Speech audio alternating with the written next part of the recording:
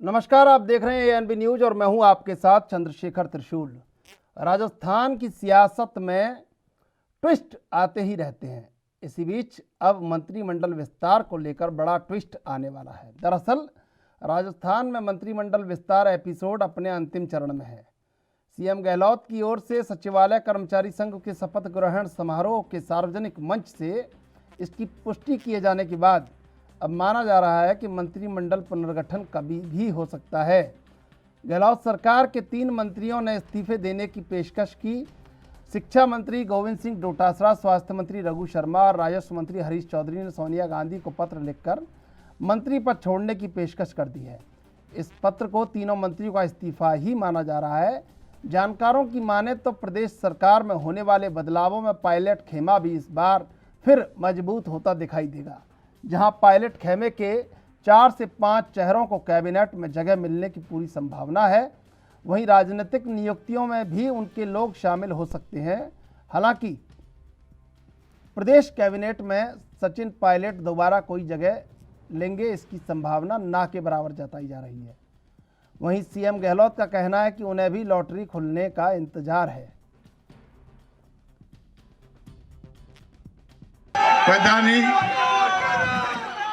पता नहीं क्या फैसले होंगे, या तो हाईकमान जानता या ये जानते हैं। बेसब्री से इंतजार है हम सबको लॉटरी खुलने का।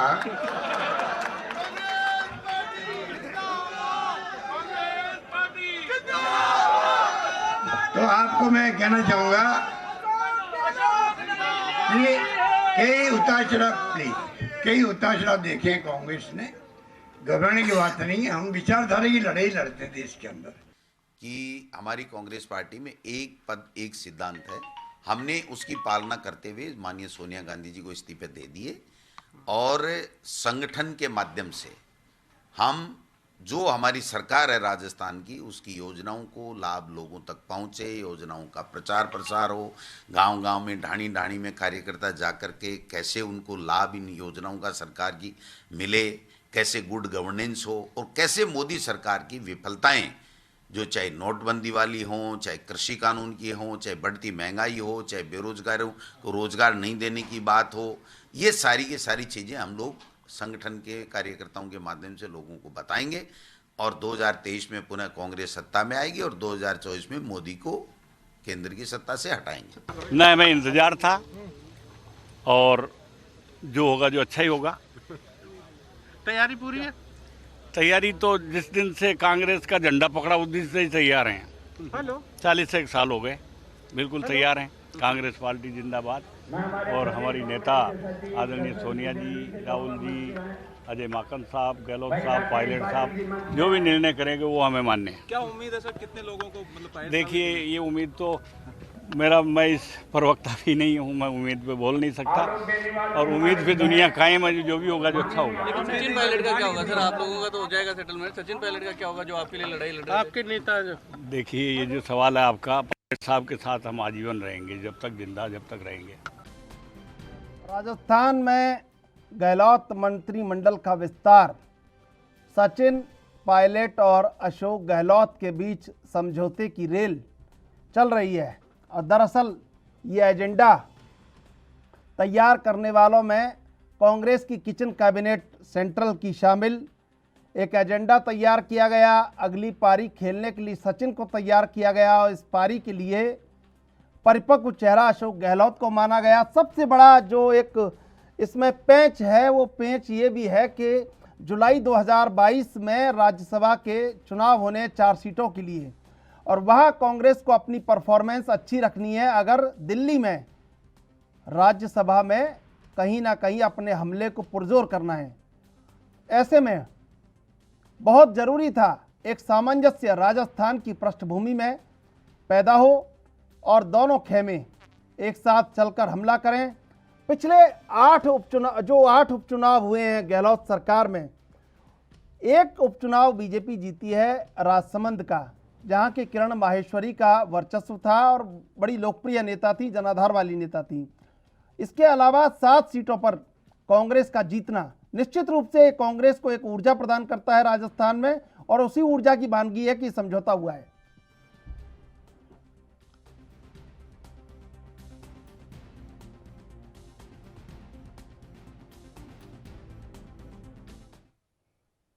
और इस मुद्दे पर चर्चा के लिए हमारे साथ 3 मेहमान जुड़ चुके हैं। मदन राठौर उप मुख्य सचेतक रहे हैं बीजेपी की सरकार में राजस्थान में। चंद्रराज सिंघवी नाम के मोहताज नहीं है, राजस्थान के दिग्गज राजनेता, वरिष्ठ पत्रकार, जाने माने पत्रकार प्रवीण दत्ता, तीनों हमारे मेहमान हमारे साथ हैं। आप तीनों का स्वागत है एनबी न्यूज पर। नमस्कार। मदन राठौर जी, सबसे पहले आपके पास आते हैं। कैसे देखते हैं मंत्रिमंडल के विस्तार को? 7 चुनाव आप हार गए, राजस्थान में 25 से 30 साल बीजेपी पीछे चली गई और ये बीजेपी की सबसे खराब परफॉर्मेंस है। गहलोत सरकार के खिलाफ कोई एंटी इनकम्बेंसी दिखती नहीं है।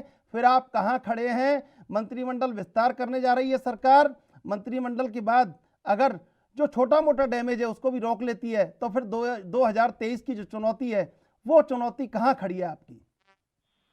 देखिए, उपचुनाव को लेकर के ये कयास लगाए जा रहे हैं कि भारतीय जनता पार्टी कमजोर हो गई। मैं सोचता हूँ ये ठीक बात नहीं है।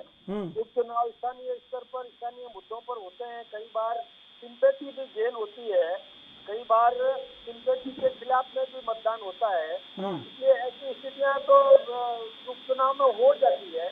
हमने यदि वहाँ टिकट वितरण में थोड़ी सावधानी बरती होती और हम यदि कन्हैया लाल को टिकट दे देते गौतम मीणा के देहांत के बाद में, तो मैं सोचता हूँ कि स्थितियाँ दूसरी होती। ठीक इसी प्रकार से हमारा वोट बैंक यहाँ 3 में नहीं बटा होता वल्लभ नगर में, तो वो स्थिति भी हमारे पक्ष में होती। हमारा वोट 3 उम्मीदवारों में बट गया। हो जाता है, कई बार ऐसा होता है कि और विद्रोही खड़े हो जाते हैं और वोट बन जाता है। उसी को आधार बना करके कांग्रेस भी उत्साहित है, तो मुझे कोई दिक्कत की बात नहीं है, वो कांग्रेस उत्साह करे। लेकिन जो मंत्रिमंडल का जो अभी कांग्रेस पुनर्गठन कर रही है, मैं सोचता हूँ ये तूफान से पहले की शांति है। कोई तूफान आने वाला है, निश्चित रूप से तूफान आएगा, क्योंकि इन्होंने इतने लोगों के कौनी के गुड़ लगा दिया, कई लोगों के मन में और एक उम्मीद पैदा कर दी कि हम तुमको मंत्री बनाएंगे। निर्दलीयों के मन में उम्मीद लगा करके वो बैठे हैं। इसी प्रकार से बसपा से लोग आए थे, उनको भी आश्वासन दिया गया था कि हम आपको मंत्री बनाएंगे, और उन लोगों को जब मंत्रिमंडल में स्थान नहीं मिलेगा तो निश्चित रूप से उसका और खामियाजा कांग्रेस को भुगतना पड़ेगा और कांग्रेस विद्रोह के कगार पर खड़ी होगी।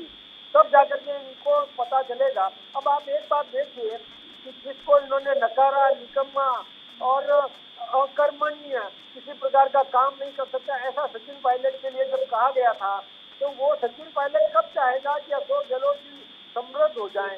फिर किसी प्रकार से जैसे ये आपने अभी बताया कि सचिन पायलट को अगली पारी खेलने के लिए तैयार किया गया। अरे जिस व्यक्ति को 2 साल पहले अगली पारी का लॉलीपॉप दिखा दिया, क्या उसके विरोध में लोग खड़े नहीं होंगे? जिनके मन में महत्वाकांक्षा है वो उसी की अभी से कब्र खोदना शुरू नहीं करेंगे? करेंगे, निश्चित रूप से करेंगे। किसी भी कीमत पर ये इनकी नैया पार होने वाली नहीं है। ये निश्चित रूप से और कांग्रेस पराजित होगी और 2023 निश्चित रूप से भारतीय जनता पार्टी का होगा। और जहां तक ये उम्मीद लगा के बैठे हैं कि भारतीय जनता पार्टी में विद्रोह है, कतई विद्रोह नहीं है। पूरी पार्टी एकजुट है। ये छोटे मोटे चलते रहते हैं, देखिए नेतृत्व तो कई होता है। बिल्कुल मदन राठौर जी, आपसे चर्चा जारी रखेंगे। पहले लेते एक छोटा सा ब्रेक के बाद फिर हाजिर होते हैं।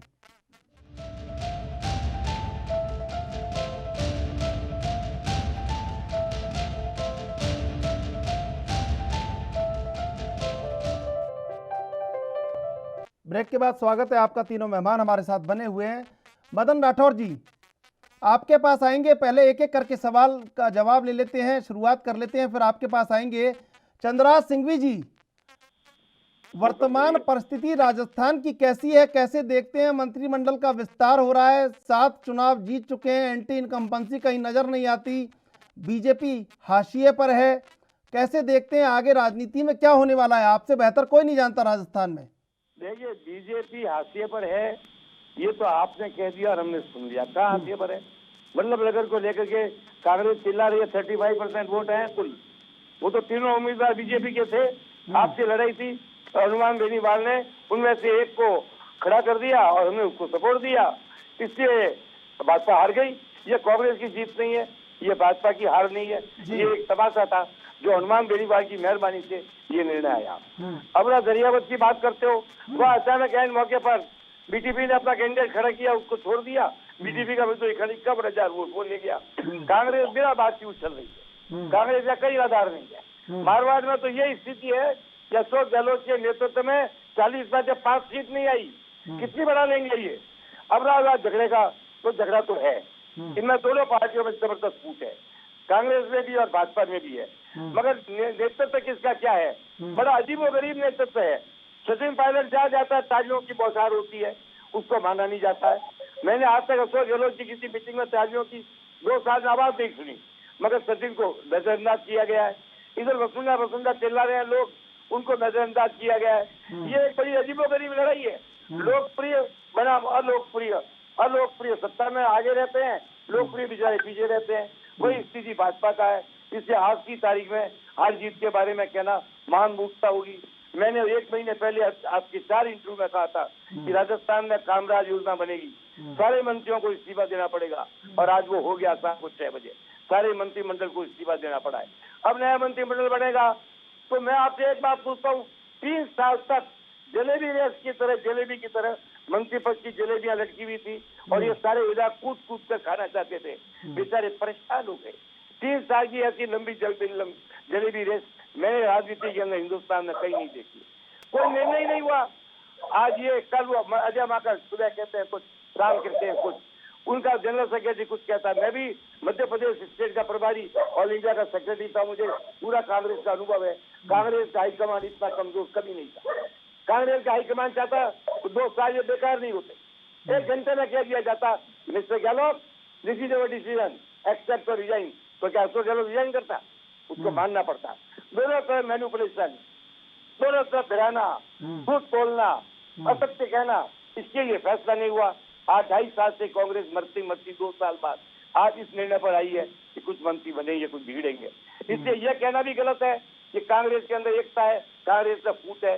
सचिन अत्यंत लोकप्रिय है, गहलोत अत्यंत मैनिपुलेट करने में, दिल्ली को मैनिपुलेट करने के मास्टर है। अलग अलग है, ये लड़ाई मिटेगी नहीं। आप कितना ही मंत्रिमंडल में आज विस्तार कर लीजिए, ये संघर्ष नहीं मिटेगा। जब तक लोकप्रिय चेहरा कांग्रेस के अंदर मंच पर नहीं आएगा, तब तक कांग्रेस फिर पहले की तरह 40-45 सीट पर सिमट जाएगी। इसलिए मंत्रिमंडल विस्तार का कोई अर्थ नहीं है। जहाँ तक भाजपा का सवाल है, भाजपा में एक बात जरूर है, कितने भी वोट हो जाओ, पर उनके बाद में एक फेविकॉल है, जिस फेविकॉल का नाम है आरएसएस, वो उनके बिखराव को जोड़ देता है। इसलिए भाजपा में आंतरिक फूट चुनाव के टिकट तक रहती है। फिर सारे कार्यकर्ता लामबंद होकर आरएसएस के सारे सिपाही आर्मी की फौज की तरह मैदान में निकल जाते हैं। ये बीमारी कांग्रेस में नहीं होती है। कांग्रेस बहुत बुरी स्थिति में है। भगवान करे कांग्रेस सुधरे, क्योंकि कांग्रेस का ताकतवर होना लोकतंत्र की रक्षा के लिए मैं अत्यंत आवश्यक मानता हूँ। मैं कांग्रेस में भी कैबिनेट मंत्री रहा, मैं बीजेपी में भी कैबिनेट मंत्री रहा। दोनों पार्टियों का मुझे नॉलेज है। आई वांट कि दोनों पार्टियों में एकता बन जाए, दोनों मिलकर लड़े अपनी अपनी पार्टी में। पर आज की तारीख में ऐसा लगता नहीं है। आज की राजी में तो दिल्ली के भाग में छितरे की तरह दोनों पार्टियों को नेतृत्व की तलाश है, और दोनों पार्टियां असफल, फेल और फ्लॉप है। कांग्रेस का आलाकमान इसके लिए पूर्णतः जिम्मेदार कहा जाएगा। क्यों नहीं उन्होंने 2 साल में फैसला करवाया, जो फैसला आज करे पहले ही कर सकते थे। क्या किया माकर ने, क्या किया वेणुगोपाल ने? भाजपा में वसुंधरा को लेकर झगड़ा है, ये बड़ा महंगा बनने वाला है। मोदी जी अमित शाह कहते हैं। बिल्कुल बिल्कुल चंद्रराज जी आपके पास आएंगे। प्रवीण दत्ता जी, मदन राठौर जी ने जो कहा और चंद्रराज सिंघवी जी ने जो कहा, कैसे देखते हैं कि जो आगे डैमेज होगा उसे कैसे रोक पाएंगे दोनों दल? देखिए, मैं चंद्रराज सिंघवी जी की एक बात से सहमत हूं कि कल जो भी मंत्रिमंडल विस्तार की कवायद होगी, ये इस लड़ाई को खत्म करने के मामले में सिर्फ ठंडे छींटे देने वाली बात है। This is a stitch too late. ये कपड़ा फट जाने के बाद जब जगत ने देख ली नंगाई, उसके बाद अब टाके लगाए जा रहे हैं, इसका कोई फायदा होने वाला नहीं है। और मैं आज आपको भविष्यवाणी कर देता हूं कि अगले चुनाव से पहले इस मंत्रिमंडल में फिर से एक बार फेरबदल करना पड़ेगा। अब बात उस मुद्दे की जो सिंघवी साहब ने भी उठाया और मदन जी भी कह रहे थे। देखिए, एक बात तय है कि जो लोकप्रिय चेहरे हैं दोनों पार्टियों के, उनको दरकिनार करके जो मंझे हुए राजनीतिज्ञ हैं कम से कम कांग्रेस में, उन्होंने बाजी मारी, और भाजपा में केंद्रीय नेतृत्व मजबूत होने के कारण उनकी मर्जी चली। लेकिन जनता जिसको पसंद कर रही है वो बिल्कुल स्पॉटलाइट में दोनों पार्टी में नहीं है।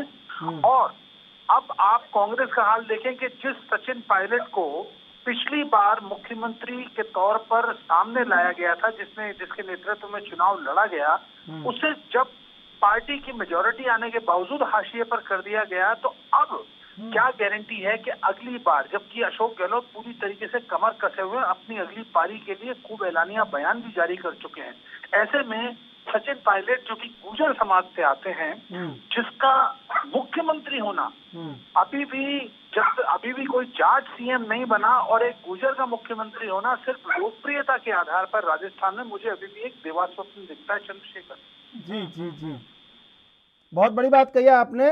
चर्चा जारी रखेंगे, पहले लेते एक छोटा सा ब्रेक के बाद फिर हाजिर होते हैं।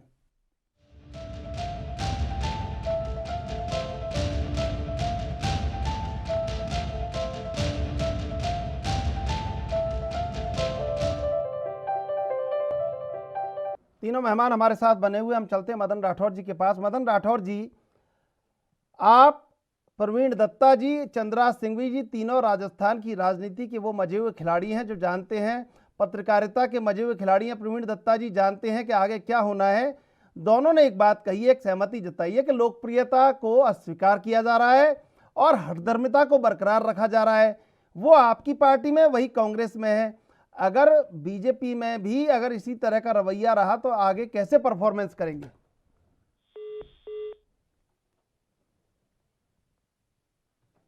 शायद मदन राठौर जी का फोन कट गया है। प्रवीण दत्ता जी, ये जो चंद्रराज सिंघवी जी ने कहा कि लोकप्रियता को अस्वीकार किया जा रहा है, आपने भी कहा, और हठधर्मिता को बरकरार रखा जा रहा है, तो ऐसे में राजस्थान की राजनीति किस ओर जा रही है?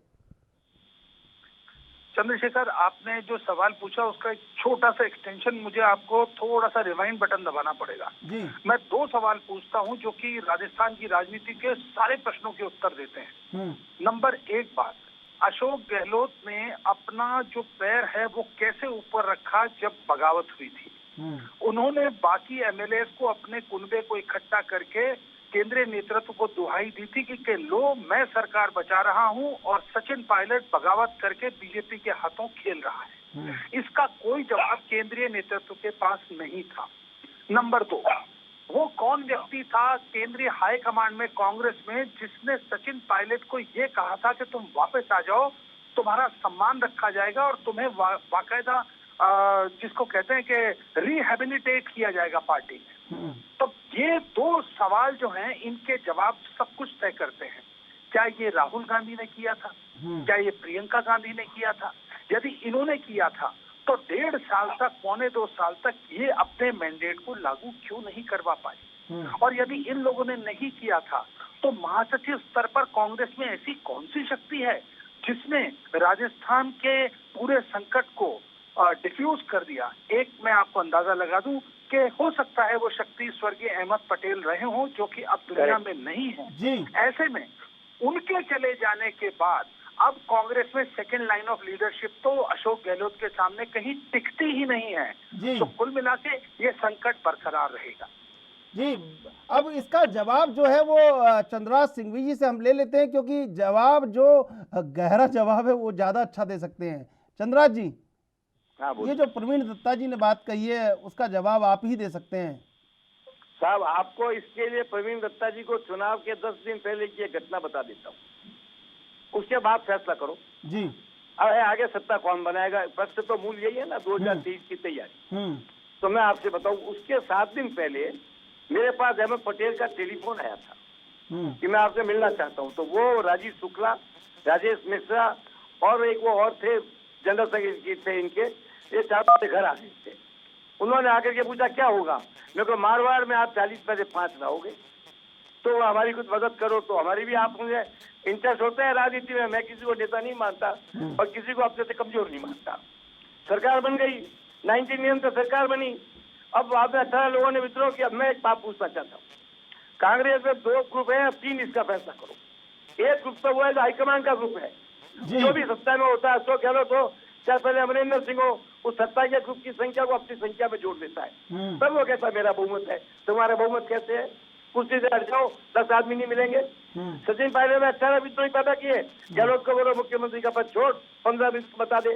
ये गलतफहमी करके हाईकमान को ब्लैकमेल किया गया। हाईकमान को अगर मैं सरकार बचा सकता हूँ, तुम क्या बचाते? जो 70 में होता वो बचा लेता, कोई भी बचा लेता, क्योंकि 70% वोट तो हाईकमान के हैं ही। 30% में ही तो बंटवारा हुआ था। हाईकमान के समझ में नहीं आई कि ये कैसे बचा सकता है और कोई कैसे नहीं बचा सकता है। इसलिए बड़ी गलतफहमी में हाईकमान की आंखें बंद थी। यहाँ के इंचार्ज माकन और जनरल सेक्रेटरी वेणुगोपाल ने हाईकमान को असलियत नहीं बताई, छुपा के रखी, इसलिए इतना लंबा खींचा। वरना ये लड़ाई तो 15 दिन की लड़ाई नहीं थी। इस लड़ाई में था क्या? सीधा बोलते सचिन के इन लोगों को एडजस्ट करिए, गहलोत जी नहीं करते तो इस्तीफा दीजिए। तो क्या गहलोत इस्तीफा देता? गहलोत को मानना पड़ता। तो यही फैसला जो आज हुआ है वो तब हो जाता। 1.5 साल तक इन एमएलए को बेचारा बना करके रखा गया, प्यासा रखा गया, भूखा रखा गया, सत्ता की प्रतीक्षा में रखा गया। आप बताइए इसका उत्तरदायी कौन है? चंद्रशेखर जी आप भी वरिष्ठ हो, आप मुझे राय दो। नहीं आपका देखिए चंद्रराज जी, आपका अनुभव बहुत गहन है। मदन राठौर जी हमारे साथ जुड़ गए हैं, उनसे सवाल ले लेते हैं। मदन राठौर जी, ये जो प्रवीण दत्ता जी और चंद्रराज जी जुड़े हुए हैं, माहिर खिलाड़ी हैं राजनीति और पत्रकारिता के, एक सवाल निकल कर आया है कि लोकप्रियता स्वीकार क्यों दोनों ही दलों में और हठधर्मिता बरकरार क्यों? आप इसका जवाब दे दीजिए। देखिए, लोकप्रियता को तो अवसर मिलेगा ही मिलेगा। जो लोकप्रिय होगा, जन अपेक्षाओं के अनुरूप जो उम्मीदवार होगा उसको निश्चित रूप से अवसर मिलेगा। अभी हमारी पार्टी जो सर्वे करवा रही है, आज उत्तर प्रदेश में चुनाव हो रहे हैं तो 4 एंगल से सर्वे करवा रही है। और जब राजस्थान में भी अभी हमारे पास में 2 वर्ष पड़े हैं, हमारी पार्टी सर्वे कराएगी। सर्वे करवा करके जन अपेक्षाओं के उम्मीदवार उतरेगी, जिसको जनता पसंद करती है, जिसने सेवाएं की है, जो लोकप्रिय है और जो समर्पित भाव से संगठन निष्ठ रह करके और काम करेगा, उसको निश्चित रूप से अवसर मिलेगा। आया राम गया राम ज्यादा दिन चलने वाला नहीं है।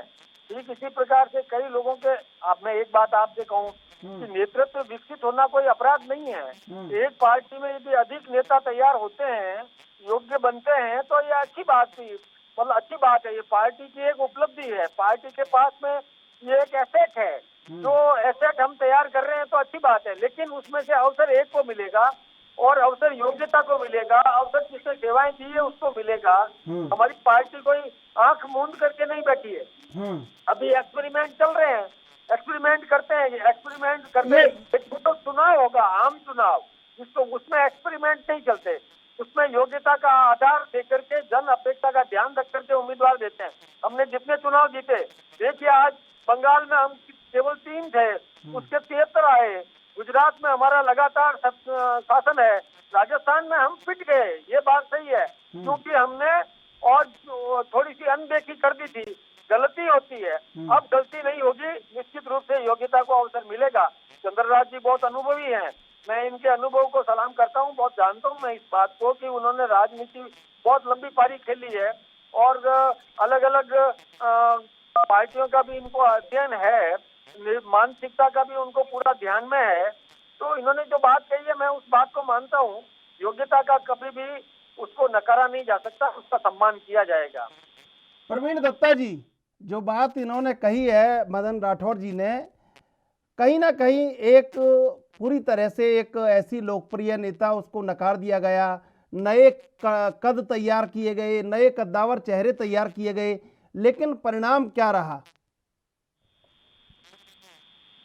देखिए, अगर आप सतीश पूनिया के संदर्भ में बात कर रहे हैं तो आप ये मान के चलिए, नरेंद्र मोदी और अमित शाह का प्रयोग, जेपी नड्डा का प्रयोग पूर्णतः असफल रहा है राजस्थान में। एक जमीन से जुड़े कार्यकर्ता हैं सतीश पूनिया निश्चित तौर पर, लेकिन नेतृत्व संभालने की क्षमता, खासकर राजस्थान में जिस तरह का चमत्कारिक नेतृत्व वसुंधरा ने दिया, उसके मुकाबले सतीश पूनिया कहीं 1 से 10 के स्केल में 3 नंबर से भी पास नहीं हो रहे हैं। इसलिए कुल मिला के एक बात तय है, जैसे 1 साल लग गया नरेंद्र मोदी को किसान समस्या समझ के अपने कदम वापस खींचने में, मुझे लगता है अब वापसी के दिन आ गए। नरेंद्र मोदी को बहुत जल्द जेपी नड्डा के जरिए ये फरमान जारी करना पड़ेगा कि राजस्थान में नेतृत्व परिवर्तन होगा, या फिर वो और आने वाले चुनावों में हार का, क्योंकि मुझे लगता है जो पंचायत चुनाव हैं इसके बाद में ये औपचारिकता मात्र रहेगी कि सतीश पूनिया को हटा के किसी और को नेतृत्व सौंपा जाए, जो कि वसुंधरा को भी मंजूर हो, जिससे कम से कम जिस तरह की तलखी अभी नजर आ रही है। चुनाव प्रचार से, उपचुनाव के प्रचार से गायब रहने जैसे दृश्य हैं वो कम से कम भाजपा में ना दिखे। चंद्रराज सिंह जी ने कहा था कि भाजपा के पास आरएसएस नाम का एक गोंद है, फेविकोल है। ये फेविकोल इन उपचुनावों से बिल्कुल गायब था। वजह यह है कि वो भी लोकप्रियता को दरकिनार नहीं कर सकते। तो कुल मिला के पूर्णिया जाएंगे, नया नेतृत्व आएगा, वो राजे नहीं होंगी, कोई और होगा, लेकिन उनको स्वीकार्य होगा। यही एक कड़वी गोली है जो भाजपा को अगले चुनाव से पहले खानी होगी। बिल्कुल, चंद्रराज सिंह जी के पास आएंगे, लेकिन इससे पहले लेते हैं एक छोटा सा ब्रेक। ब्रेक के बाद फिर हाजिर होते हैं।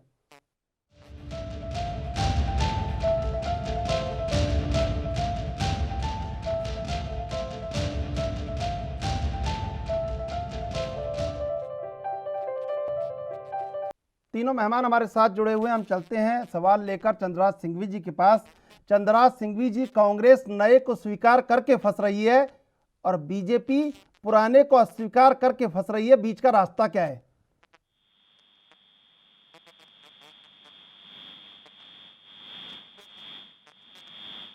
चंद्रराज जी, आवाज मिल पा रही है आपको? प्रवीण दत्ता जी, प्रवीण दत्ता जी, आवाज मिल पा रही है आपको मेरी? जी बिल्कुल। प्रवीण दत्ता जी, सबसे बड़ी बात, एक कांग्रेस नए को स्वीकार करके फंस रही है और बीजेपी पुराने को अस्वीकार करके फंस रही, बीच का रास्ता क्या निकलता है? देखिए, परिवर्तन तो समय का नियम है और इसे किसी ओछी भाषा की तरह ना लिया जाए, लेकिन अशोक गहलोत निश्चित तौर पे कितने भी मंजे हुए खिलाड़ियों पर अमृतत्व पीकर नहीं आए और राजनीतिक दल से, वो चाहे उसके कितने भी बड़े नेता हो, राजनीतिक दल से बड़े नहीं है। इसलिए कांग्रेस के केंद्रीय नेतृत्व को आगे के नेतृत्व, भविष्य के नेतृत्व के बारे में सोचना ही है और इसलिए 2023 के बाद नया नेतृत्व कांग्रेस में हो, सेकेंड लाइन ऑफ लीडरशिप आए, ये कांग्रेस के अगर केंद्रीय कमान की इच्छा है तो गलत नहीं है। यही इच्छा भाजपा के कमान की है और ये गलत नहीं है। लेकिन दोनों ने मेरिट को एक तरफ किया, दरकिनार किया। एक ने राजनीतिक मजबूरी के चलते, जैसे मैंने बताया आपको, गुजर समाज से आते हैं सचिन, तो बावजूद इसके कि वो लोकप्रिय हैं, पर 13-14% जो वोट है उनके पीछे जाटों के 30-35% वोटों को, 27% वोटों को नाराज नहीं किया जा सकता। बहरहाल, अब कुल मिला के जो दृश्य है वो ये है कि दोनों ही पार्टियों को युवा नेतृत्व, सेकेंड लाइन ऑफ लीडरशिप बनानी है। वसुंधरा ने ये बात सुनिश्चित की कि उनके नीचे सेकेंड लाइन ऑफ लीडरशिप ना बने और यही काम अशोक गहलोत ने भी किया। अब आप देख लीजिए, कांग्रेस में अगर अशोक गहलोत के बाद में सचिन पायलट का नाम हटा दिया जाए तो आपको सीएम कैंडिडेट कौन नजर आता है?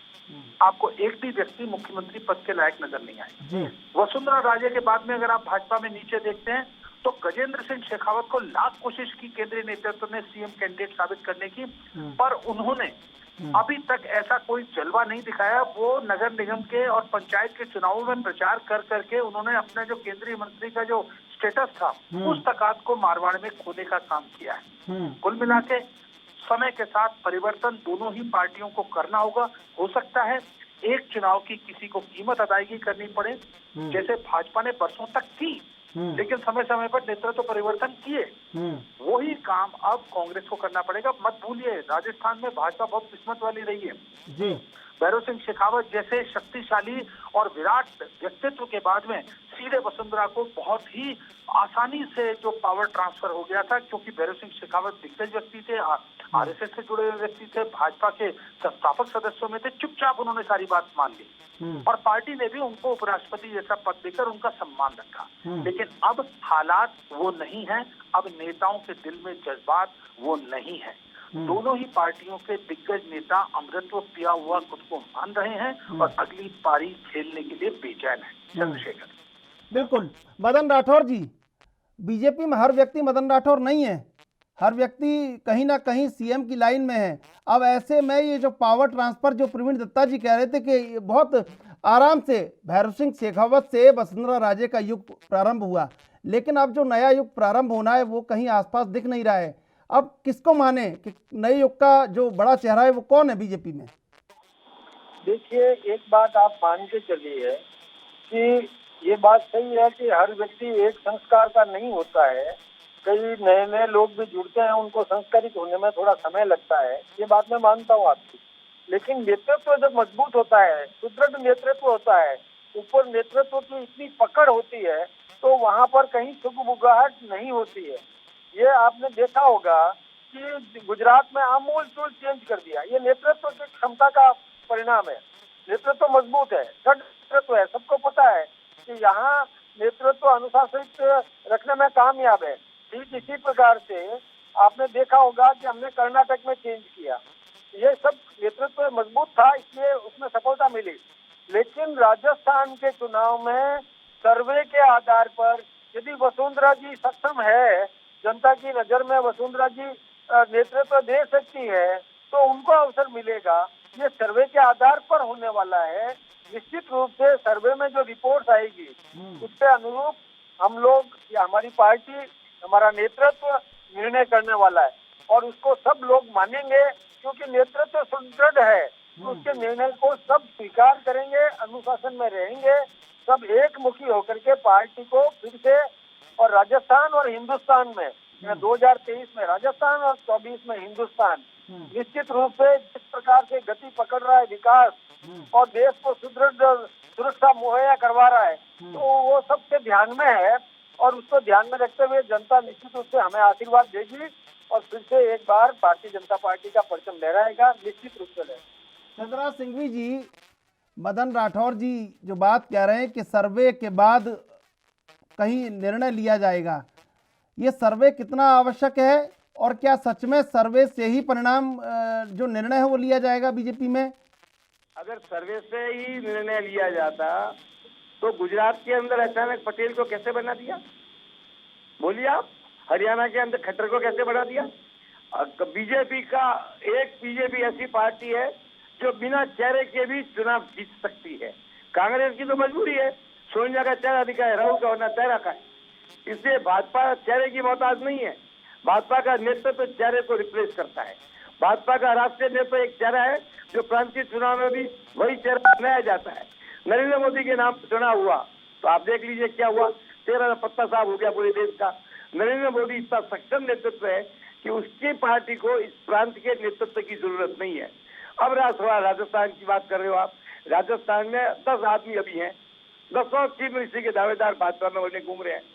अब ये संवैधानिक पद पर बैठे आदमी भी प्रचार करने लग गए हैं। हर तरह का प्रचार चल रहा है। हर आदमी कहता है कि प्रचार मत करो, अपना प्रचार करता है। सतीश पूंजा अपने जन्मदिन पर डिस्ट्रिक्ट आदेश देकर के हजारों की भीड़ करते हैं। फिर कहते हैं सरकार कैसी भूमिया जाता नेता हो, ये क्या है? क्या जो लोग बेवकूफ है? ऐसा नहीं है। भारतीय जनता पार्टी में एक चेहरा ऐसा है जो राष्ट्रीय चेहरा है, इसलिए प्रांतीय चेहरे का महत्व गौण है। राष्ट्रीय चेहरे के नाम पर प्रांतीय चुनाव लड़े जाते हैं। इसका उदाहरण तो पिछला चुनाव है, 25 में से 25 MP की सीट लाए ना, तो आपके सामने ये चिंता नहीं है। अब लोग कांग्रेस की स्थिति, कांग्रेस में चेहरा ही नहीं है। अब कांग्रेस और भाजपा के नेतृत्व की लड़ाई ऐसी है जैसे मैं आपसे एक उदाहरण दे सकता हूँ, गुलीवर और लिलीपुटिन की लड़ाई हुई थी। अब आप बताओ, गुलीवर की तरह तो है नरेंद्र मोदी और लिलीपुट लेवल के लोग के बाकी पार्टियों के नेता, संघर्ष कैसे होगा? इसलिए जो आदमी इतिहास को जानते हैं, राजनीति को समझते हैं, वो पहचानते हैं कि राष्ट्रीय स्तर पर इतना भारी नेतृत्व है। आज बंगाल में 73 सीट आई तो लोगों ने कहा हार गई बीजेपी, हारी कहाँ है, 3 के 73 पहुंच गई। वो भी बहुत ज्यादा शो नहीं करती और साधारण चुनाव में 73 सीट लाती तो लोग कहते ही नहीं कि भाजपा हार गई। ज्यादा करना दोस्तों की बात है, लीग आंकना तो जनता को किसी का पसंद नहीं है, कांग्रेस का भी नहीं है, भाजपा का भी नहीं है। इसलिए राजस्थान के आगामी चुनाव में निश्चित रूप से लोकप्रिय चेहरा अगर कांग्रेस का स्टेट में आया तो कांग्रेस टक्कर लेगी। अगर सचिन के नेतृत्व में चुनाव हुआ तो मैं आपसे कहता हूं भारतीय जनता पार्टी को भी स्थानीय लोकप्रिय नेतृत्व ढूंढना पड़ेगा, वरना आराम से सचिन के जा जाएगा। वो तो जा जाता है, हजारों लोग जिंदाबाद के नारे लगाते हैं। आप क्या कर लोगे इसका? कौन सा नेता भाजपा का है जिसके लिए संघ के कार्यकर्ताओं के अलावा आम जनता जिंदाबाद का नारा लगा रही है? आज एक भी आदमी है आपके पास ऐसा? तो है तो मुझे ना बताइए। इसलिए मैं कहता हूँ, अब अशोक जी की तरह 100 मीटिंगें देखी है, मेरा तो 40 साल का संपर्क है उससे। आप मुझे ये बताइए, जब मारवाड़ में 40 में से 10 सीट नहीं ला सकते तो आप नेतृत्व कैसे करोगे? सचिन का एरिया था ईस्टर्न यूपी का, गुजरात एंड जाट बेल्ट, आप रिजल्ट देख लीजिए। फिर भी राजस्थान के अगले चुनाव में आप मान करके चलना, एक सेक्टर जाट का बहुत बड़ा असर करेगा। 2003 में जब मैंने कहा 120 सीट लाएंगे तो गरीब सिंह जी ने मुझे फोन पर कहा मैं भी 90 से ऊपर नहीं लाया। मैंने कहा आप रिकॉर्ड क्रिएट नहीं करते गरीब सिंह जी। और वो 57 सीट जिसमें एक सीट भी भाजपा 2003 तक नहीं लाई, उस पर जब 27 सीट लेकर के आए और 120 आई।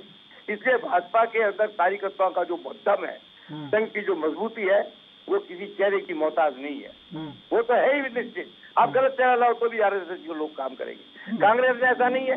कांग्रेस में लोकप्रिय चेहरा नहीं आएगा तो लोग रिसीव करने नहीं जाएंगे, सलाम करने भी नहीं जाएंगे। इसलिए कांग्रेस के लिए ज्यादा जरूरी है लोकप्रिय चेहरे को लाना। भाजपा में कोई भी चेहरा आएगा तो उसे संघ के कार्यकर्ता लोकप्रिय बना देते हैं, जैसे खट्टर को बना दिया, जैसे पटेल को बना दिया। ये इसलिए जब सुना जी 2003 में आई थी तो कौन सी लोकप्रिय थी? पहली बारी तो आई थी और आते ही लोकप्रिय बन गई। उस यात्रा में 16,000 गांव गए थे, तूफान हो गया था। इसलिए मैं कहता हूँ भारतीय जनता पार्टी के सामने चेहरे की कस्मकस कम है, कांग्रेस के लिए चेहरे की कस्मकस बहुत बड़ी है। अगर कांग्रेस नहीं संभली तो वही पे 28 की जगह 38 पर आ जाएगी। संभल गई तो भाजपा को बहुत जोर पड़ेगा। बराबरी की टक्कर कांग्रेस दे सकती है। इस बार कांग्रेस कार्यकर्ताओं में जबरदस्त जोश है, उनकी सत्ता में आने की उत्कट आकांक्षा है। इसीलिए 1.5-2 साल तक बिना विस्तार के भी विद्रोह का स्वर नहीं उठा। जिन लोगों पर विद्रोह और गद्दारी का आरोप था वो भी चुप बैठे रहे।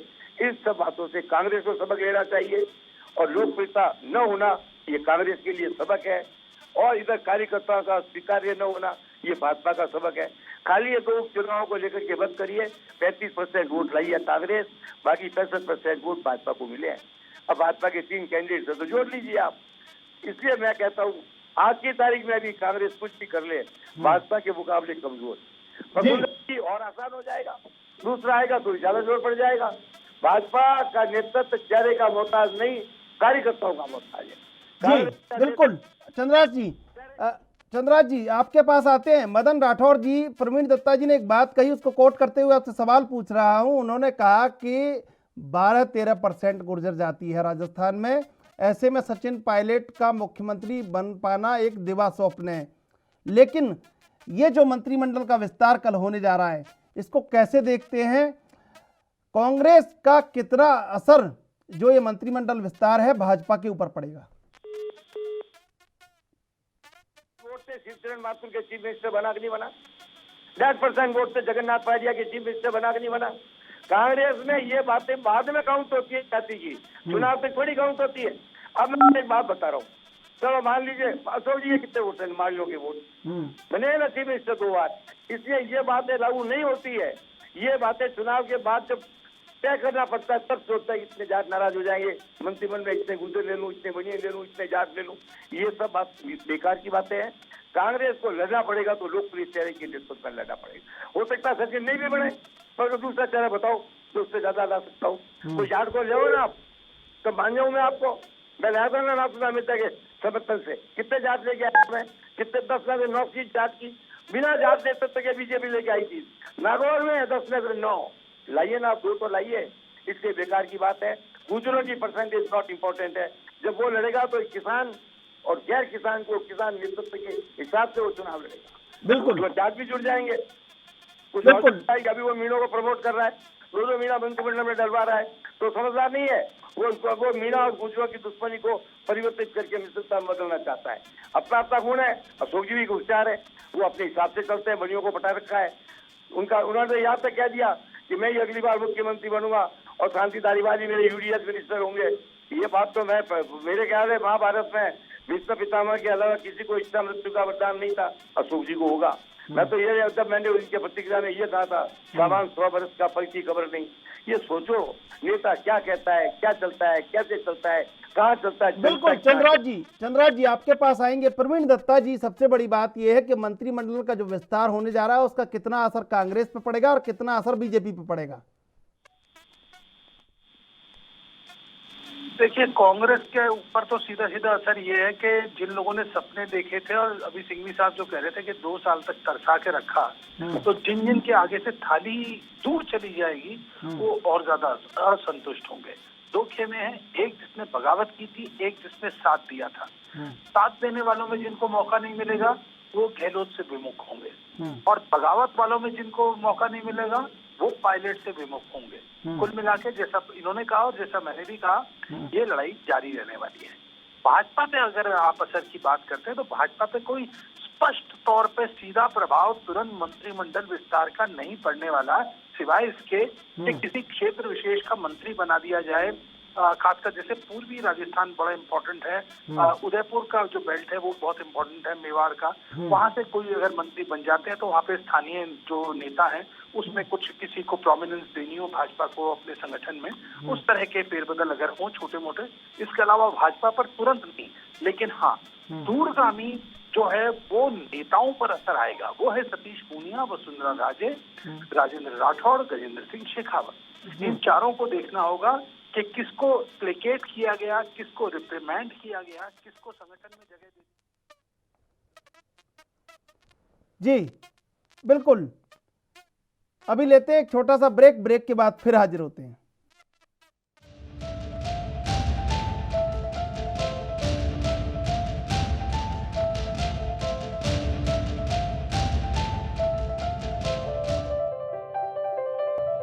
तीनों मेहमान हमारे साथ जुड़े हुए हैं। हम चलते हैं बीजेपी अटल खंडेलवाल के पास। अटल खंडेलवाल जी, ये जो मंत्रिमंडल का विस्तार है, इसका होना नहीं होना बीजेपी पर असर नहीं पड़ेगा, लेकिन जो लोकप्रिय चेहरे को नकारा जा रहा है, जिस तरह की बहस चल रही है, वहां कहीं ना कहीं बीजेपी को बहुत फर्क पड़ रहा है। और फिर आने वाले चुनावों में कैसे देखते हैं इसको? बेसिकली हो ये रहा है कि अभी गहलोत सरकार ने पिछले 2.5-3 साल से कुछ ज्यादा किया नहीं लोगों के लिए, और अब वो अपने चेहरे बदल करके और दोबारा से नए चेहरों को लाना चाह रहे हैं। तीसरी बात, गहलोत कांग्रेस के अंदर ये बिल्कुल क्लियर पता है और राजस्थान की जनता को भी पता है कि पायलट को मुख्यमंत्री बनाया जाना चाहिए था, उसकी बजाय गहलोत को बनाया गया। इस बात को लेकर के राजस्थान की जनता में भी बहुत ज्यादा इस चीज को लेकर के और दुखी है राजस्थान की जनता। तो कांग्रेस के अपने सर्वे वगैरह में भी यही आ रहा होगा। तो अब ये अपना मंत्रिमंडल का चेहरा बदल करके और दोबारा से राजस्थान की जनता को धोखा देने की कोशिश कर रहे हैं। जहाँ तक बीजेपी का सवाल है, तो बीजेपी तो अपनी जगह वहीं स्टैंड करती है। वो तो जानती है कि जादूगर इसी तरीके के खेल खेलेंगे और वापस से जनता को। अरे सर, आप 7 चुनाव हार गए और आपको विश्लेषण की जरूरत है कि लोकप्रिय चेहरे को क्यों नकारा जा रहा है। प्रवीण दत्ता जी, जो एक बात चल रही है कि ये जो मंत्रिमंडल का विस्तार है, ये कहीं ना कहीं गहलोत सरकार को एस्टेब्लिश करेगा और आगे, आप कैसे देखते हैं इसको? देखिए, अब एक बात तय है, अशोक गहलोत की जो राह है वो अब बहुत कठिन है।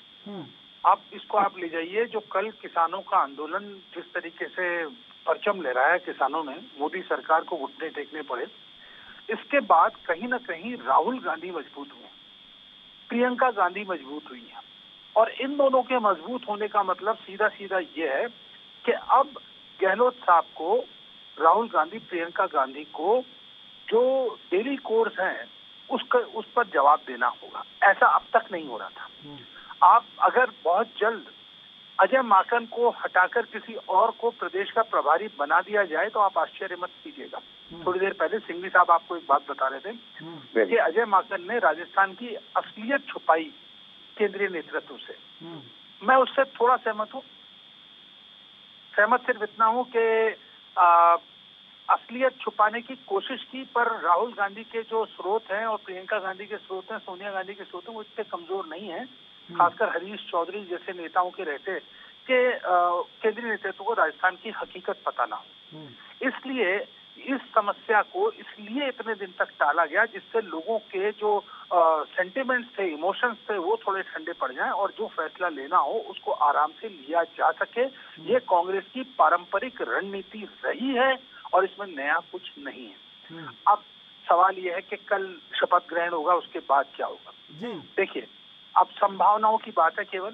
अगर बसपा से कांग्रेस में आए हुए लोगों को ठीक से सम्मान नहीं मिला तो सबसे पहले छिटकने वाले लोगों में वे होंगे, नंबर 1 बात।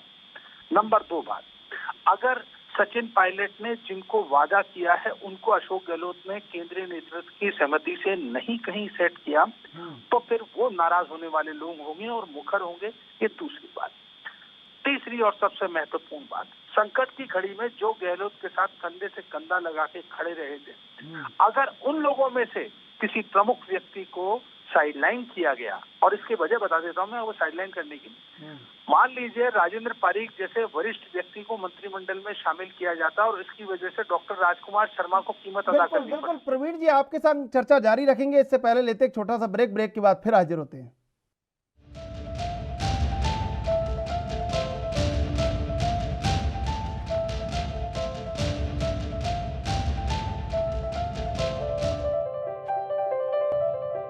तीनों मेहमान हमारे साथ बने हुए, हम चलते प्रवीण दत्ता जी के पास। प्रवीण दत्ता जी, मंत्रिमंडल के बाद राह कितनी कठिन है और कितनी आसान है? देखिए, गहलोत साहब के लिए ये राह अब कठिन ही कठिन है, क्योंकि वो एक इम्पॉसिबल सा टास्क करने जा रहे हैं।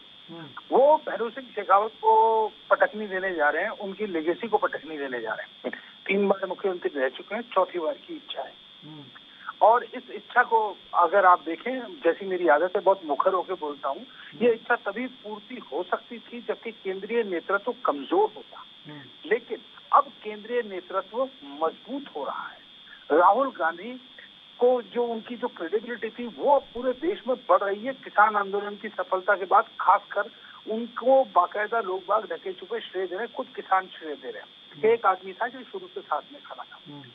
तो ऐसे में अब अशोक गहलोत अपनी अगली पारी की तैयारी अगर करने के फिराक में होंगे तो राह बहुत कठिन होगी, लेकिन अगर वो ये तय कर लें कि मेरा ये आखिरी टेन्योर है, इसको मैं तरीके से निकालूंगा और उसके बाद में पार्टी के केंद्र में या जहां भी पार्टी मुझे एडजस्ट करेगी वो मैं करूंगा, तो उनकी राह बहुत आसान होगी, ऐसा मेरा मानना है। चंद्रा सिंघवी जी, मंत्रिमंडल के पुनर्गठन के बाद अशोक गहलोत की राह कितनी कठिन है और बीजेपी की राह कितनी आसान और कितनी कठिन है? अशोक गहलोत की राह मेहरबानियों पर टिकी हुई है। न तो वो कभी खुद सरल बनाते हैं, न कभी कठिन बनाते हैं। सोनिया जी का आशीर्वाद और मेहरबानी थी, रात बड़ी आसान थी। ये न होती तो मालूम पड़ता राह कितनी कठिन है। अब वो हाईकमान के उनके प्रति जो हाईकमान के प्रति उनकी निष्ठा संदिग्ध हो गई। उन्होंने कई बार बुलाने पर दिल्ली न जाने का फैसला किया, बार बार बुलाने पर अपने टाइम टेबल और प्रोग्राम को बदला। तो आखिर हाईकमान भी हाईकमांड है, उसके स्वाग काम भी रहता।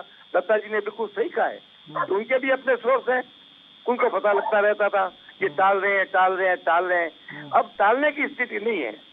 अब तो अशोक गहलोत को बस पूर्ण समर्पण करके राहुल और प्रियंका का आशीर्वाद प्राप्त करना पड़ेगा, तब वो कहीं कुछ समय आराम से निकाल पाएंगे, वरना ये समय निकालना भी मुश्किल है। अब क्या है कि जितने लोग मुखर हो चुके हैं, या मुखर होने में जो भय था वो समाप्त हो गया। पहले वो अशोक जी करते थे, अब तो नहीं करते हैं, अब परवाह भी नहीं करते हैं।